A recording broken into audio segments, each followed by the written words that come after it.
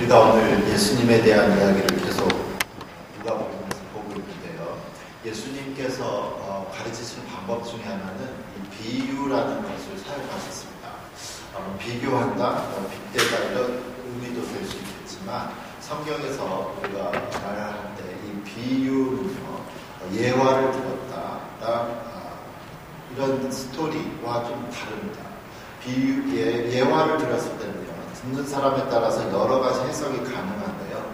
비유를 들었다. 예수님께서 비유를 들어서 말씀하셨다라는 표현이 자주 나오는데, 이 비유는 가르치는 이 핵심이 하나입니다.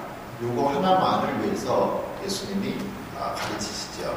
오늘 우리가 예수님의 많은 비유 중에서 잘 알려져 있는 이 선한 사마리아인 그 사마리타이죠. 사마리아인의 비유를 주었습니다. 내용은 이래요. 예루살렘에서 여리고로 가는 사람이 있었는데 이 사람이 가다가 강도를 당했지요. 강도를 당해서 거의 죽게 됐습니다. 옷도 뺏기고 죽어가고 있는데 마침 그 지나가는 길에 대제사장이 있었는데 그걸 보고 피해서 갔다. 그리고 얼마 있다가 두 번째 사람 나타났는데 레위인이 나타났는데 레위인도 보고 피해갔다. 그리고 세 번째 사마리아 사람이 왔는데 이 사람은 그 사람을 자기 것을 가지고 물을 마시고 올리브 기름으로 발라주고 상처 발라주고 나무에 신어서 여관까지 가고 또 자기는 다음날 떠나야 되니까 돈을 좀 주면서 이 사람 내가 돌아올 때까지 책임져주라. 돌아오다가 혹시 결산할 때 돈이 더 필요하면 돈을 더 주겠다가 있어요. 그러면서 예수님이 이제 36절, 37절 이렇게 끝을 내고 계시죠. 36절, 37절에 보시면 이렇게 예수님이 말씀하고 있습니다. 내 생각에는 이 세 사람 중에 누가 강도 만난 자의 이웃이 되겠느냐. 이르되 자비를 베푼 자니이다. 예수께서 이르시되 가서 너도 이와 같이 하라 하시니라. 이 이야기를 들어보면 우리 예수님이 우리한테 선한 사마리아 사람처럼 어려움이 있는 사람들 도와주는 착한 사람이 되라고 말씀하시는 것 같습니다. 그런데요, 아까 처음에도 말씀드렸지만 비유로 말씀하셨는데 예수님이 이 비유의 핵심은 하나입니다. 착한 사람이 되라가 아니에요. 이것을 말씀을 하시게 됐던 배경을 봐야 되는데 예수님이 하셨던 이 이유, 이 핵심이 뭐냐면 영원한 삶, 영생이 이 핵심입니다. 그래서 25절에 보면 이 이야기가 왜 시작되는지가 나오죠. 어떤 율법 교사가 일어나 예수를 시험하여 이르되 선생님, 내가 무엇을 하여야 영생을 얻으리까 했어요. 시험하려고 율법 학자가 예수님께 묻는 거죠. 영생 어떻게 해야 되는데 내가 무엇을 해야겠습니까? 묻는 거예요. 여러분에게 누군가 물어요. 가족이나 친구가 내가 어떻게 하면 영생을 죽지 않고 영원히 살 수 있을까? 묻습니다. 여러분 뭐라고 대답하시겠어요? 예수 믿어야지. 예수 믿어야, 예수님만 믿어야 우리가 죽지 않고 영원히 살 수 있다. 우리가 그렇게 배웠잖아요. 그런데 예수님은 그렇게 말씀하시지 않았습니다. 26절에 보시면 예수께서 이르시되 율법에 무엇이라 기록되었으며 너가 어떻게 읽느냐. 나를 믿어야 영생을 얻는다고 말씀하지 않으시고 율법에 구약 성경에 뭐라고 대답되어 있냐. 27절에 그래서 이 사람이 얘기하죠. 대답하여 이르되 내 마음을 다하며 목숨을 다하며 뜻을 다하여 주 너의 하나님을 사랑하고 또한 내 이웃을 내 자신과 같이 사랑하라 하였나이다. 이게 구약 성경의 요점이거든요. 하나님 사랑, 이웃 사랑이 말하는 거죠. 그러면 예수님이 그거 아니야, 사실은 틀려, 이렇게 얘기해 주셔야 돼요. 나를 믿어야 돼. 근데 예수님 28절에 이렇게 말씀하시죠. 예수께서 이르시되 내 대답이 옳도다. 정말 잘 말했다. 너가 말한 게 맞아. 이를 행하라. 그러면 살리라. 이를 행하라. 율법에서 말한 대로 하나님을 그리고 이웃을 전심전력 다해서 사랑하면 너가 영생을 얻을 것이다. 그 예수님 말씀하시는 거예요. 이상하죠? 우리는 여태껏 뭘 배웠죠? 교회에서 뭘 가르쳤죠? 어렸을 때부터 들은 건 예수님만 구원입니다. 우리가 행위로는 구원을 받을 수가 없습니다. 오직 믿음으로만 우리가 구원을 받습니다. 우리가 교회에서 그렇게 배웠고요. 그것 때문에 종교개혁이 500년 전에 천주교에서 갈라져 나왔는데, 예수님은 정작 본인은 율법대로 하나님 사랑하고 이웃을 사랑해라. 그러면 영생을 받을 것이다. 말씀하고 있습니다. 어떻게 얘기하죠? 이 이야기를 이제 자기가 너가 정말 잘 맞췄다. 예수님 칭찬해 주니까 이 율법학자가 신났죠. 기뻐서 29절에 이렇게 질문을 합니다. 그 사람이 자기를 옳게 보이려고 예수께 여짜오되 그러면 내 이웃이 누구이니까? 예수님이 하나님을 사랑하라 했을 때 하나님을 알겠는데 이웃은 누굽니까? 우리 이웃 누군지 알잖아요. 우리 옆에 있는 사람이 이웃이에요. 근데 이 학자는 뭔가를 좀 복잡하게 하려고 하는지 몰라도 누가 이웃입니까? 묻는 거죠. 그거에 대한 답을 해주시기 위해서 예수님께서 지금 선한 사마리아 사람의 이야기가 나왔습니다. 이 비유에 나타난 등장인물을 다시 볼까요? 예수님이 지금 유대인 율법학자에게 그리고 주변에 있는 유대인들에게 이야기하고 있습니다. 그러니까 등장인물, 예루살렘에서 여리고로 가고 있는 한 사람이 있었다. 이 사람은 누구냐면 유대인이에요. 듣는 사람이 유대인이기 때문에. 그리고 예루살렘은 이스라엘의 수도인데 수도에 있었던 사람들, 유대인, 어떠한 유대인이 지금 여리고로 가고 있었다. 그런데 강도를 만나서 죽을 뻔했다. 그리고 나타난 첫 번째 등장인물, 대제사장이 나오죠. 제사장이 나옵니다. 제사장은 누구죠? 제사장, 이 사람 역시도 유대인이에요. 제사장은 성전에서 예배 드리는 사람입니다. 오늘날 목사와 같아요. 그런데 하나님을 사랑하는 목사, 제사장이 같은 유대인 사람을 보고 지나갔어요. 그리고 두 번째 나타나는 사람이 레위인이죠. 레위인은 하는 일이 뭐냐면 성전에서 제사장을 도와서 하나님 예배 드릴 수 있도록 돕는 조력자예요. 성전에서 일하고 있는 직함의 사람들, 특별히 이 사람 역시도 유대인이에요. 그러니까 첫 번째 나타난 대제사장, 두 번째 사람 레위인, 다 하나님을 사랑해서 성전에서 일하는 유대인인데 같은 유대인이 유대인 저 사람 죽어가는 사람을 보고 피해갔어요. 그렇죠? 그리고 나서 우리는 이제 이유를 몰라요. 사실은 왜 지나갔는지는 모르겠습니다. 왜 지나갔는지는 몰라요. 추측만 해보면 피 묻은 사람이니까 만지면 부정탈까봐, 아니면 아무도 없는데 괜히 도와주러 갔다가 도와주려고 물어보면서 확 죽으면 자기가 책임을 다 져야 될지도 모르니까, 아니면 도와주러 갔다가 갑자기 시간 끌다가 도적이 나타나가지고 자기도 피해를 당할까봐, 아니면 지금 성전에 가서 빨리 예배를 더 드려야 되니까 급해서, 어떠한 이유인지 모르지만 여러 가지로 그냥 생각할 수 있지만 정확한 거는 성경이 말한 대로 그들이 보고서도 피하고 갔습니다. 예수님께서 이 비유를 말씀하실 때 여러 가지 직업을 가진 사람을 사용하실 수도 있었어요. 그죠? 한 농부가 지나가고 있었다. 한 어부가 지나가고 있었다. 또 할 수 있었는데 왜 굳이 성전에서 일하는 제사장과 레위인을 거론하셨을까? 이것은 예수님과 지금 이 한 율법학자와의 대화 내용의 연속선상입니다.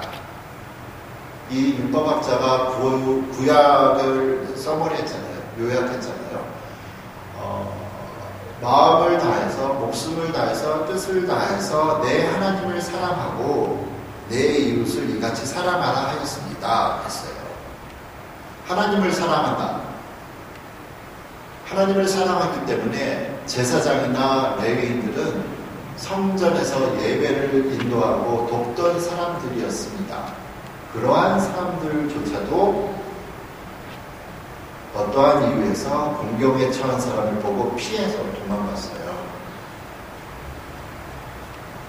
그리고 이 사람이 딴스러운 사람도 아니고 같은 유대인이었습니다. 이것은 무엇을 우리에게 말씀을 하고 계십니까? 예수님 말씀하고 싶은 거죠. 그들이 비록 성전에서 제사장의 일을 하고 레위인의 일을 한다고 할지라도 같은 동족인 저 죽어가는 사람을 보고 피해가고 아무것도 안 했다면 그들의 믿음은 아무것도 아니다. 마치 비행기가 날려면 두 날개가 필요하잖아요. 한 날개 없이 비행기 날 수 있을까요? 하나님만 사랑하고 이웃 사랑하지 않고 하늘로 날아갈 수 있겠는가? 예수님 지금 묻고 계시는 거죠. 반면 사마리아 사람은 어떻죠? 이 사마리아 사람이 누구인지를 알아야 됩니다. 예수님께서 많고 많은 아프리카 사람이 있었다, 동양인도 있었다, 이렇게 할 수 있었는데 왜 굳이 사마리아 사람이라는 이름을 걸어놓았나? 유대인에게 있어서 이 사마리아 사람은 마치 세컨드 클래스, 2등 시민과 같습니다. 이스라엘이 3등분 되어 있다고 우리가 배웠죠. 제일 위는 갈릴리 지역, 그 다음에 중앙이 사마리아 지역, 그리고 남부가 이스라엘 수도가 있는 유대 지역, 이렇게 있거든요.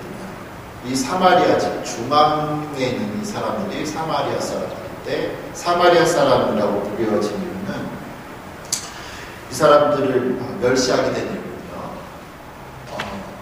외국군이 북쪽 이스라엘을 침략합니다.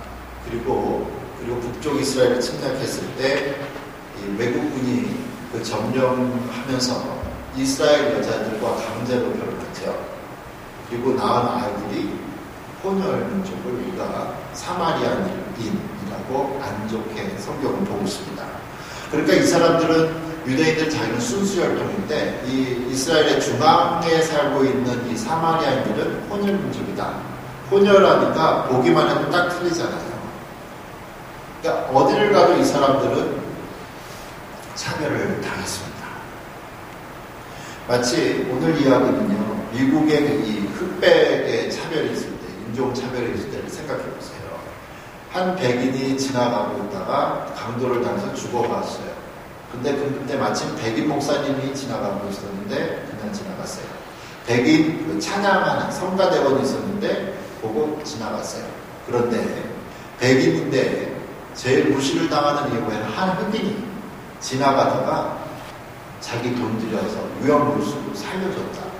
그렇게 보시면 이해하기 쉽습니다. 이렇게 유대인들에게 차별을 받는 사마리아인이 자기도 무시를 당해서 저 유대인, 네가 나를 무시를 했었지, 너 잘됐다.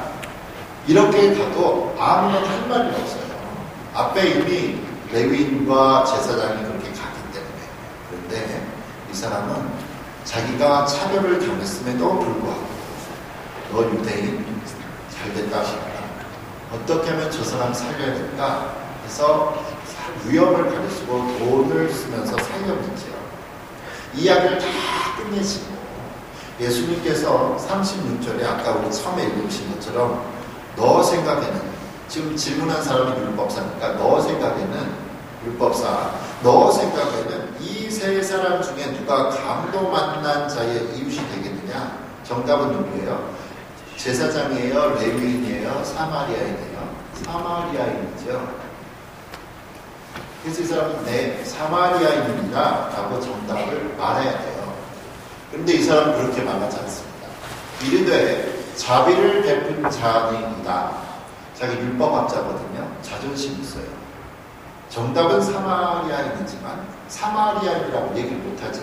돌려서 얘기하죠. 네, 자비를 베푼 사람입니다. 속이 좁은 사람이에요.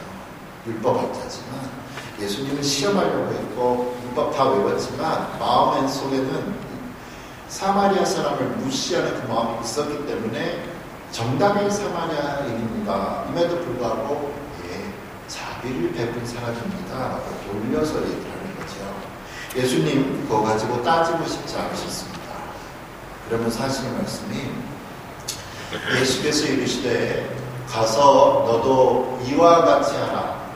이와 같이 하라 뭐예요? 그냥 착한 일이 아니에요. 민족적 감정 극복하고 너 위험을 무릅쓰고 적극적으로 어려움 처한 사람을 보호하라고 예수님 말씀하시는 거죠. 단순히 너희가 구원을 받기 위해서 착한 일을 해라가 아닙니다. 예수님 말씀하시는 것은 너가 정말 하나님을 사랑하는 사람이라면, 너가 정말 하나님을 사랑하는 사람이라면 주변에 어려운 사람을 자연스럽게 돕게 되어 있다. 그래서 제사장 레위인은 하나님의 일을 했지만 하나님을 사랑하는 것처럼 보였지 이웃 사람으로 그 사랑을 보여주지 못했습니다. 그래서 요한일서 4장 20절에 이렇게 말씀하죠. 신약성경에 누구든지 하나님을 사랑하노라 하고 그 형제를 미워하면 이는 거짓말하는 자니 보는 바 그 형제를 사랑하지 아니하는 자는 보지 못하는 바 하나님을 사랑할 수 없느니라. 하나님과 영생하기 위해서는 하나님 보면서 살아야 되는데 눈에 보이는 형제, 같은 유대인이 유대인도 사랑하지 못합니다. 그거는 거짓말이다. 지금 내 앞에 보이는 우리는 한국 사람이니까 우리가 한국 사람인데 같은 한국 사람도 어려움에 처한 한국 사람을 우리가 보고도 지나간다. 같은 회사에서 학교에서 직원들, 친구들, 어려움 처한 사람들 그냥 지나간다. 우리가 교회에서 모였는데 교회에서 어려움을 처한 교우들 보고 그냥 지나간다. 면은 우리가 잘 모르는 사람을 돕는다고 했을 때 이게 말이 되겠냐? 우리가 알지도 못하는 저 선교지에 있는 사람들 돕겠다. 그러면 말이 되겠는가? 성경이 말씀을 하는 거죠. 우리가 정말 하나님을 사랑한다면 하나님을 향한 우리의 사랑은 저절로 이웃 사랑으로 나타나게 되어 있다는 거죠. 그래서 야고보서 2장 20절에 이렇게 말씀합니다. 누구든지 영혼 없는 몸이 죽은 것 같이 행함이 없는 믿음은 죽은 것이다.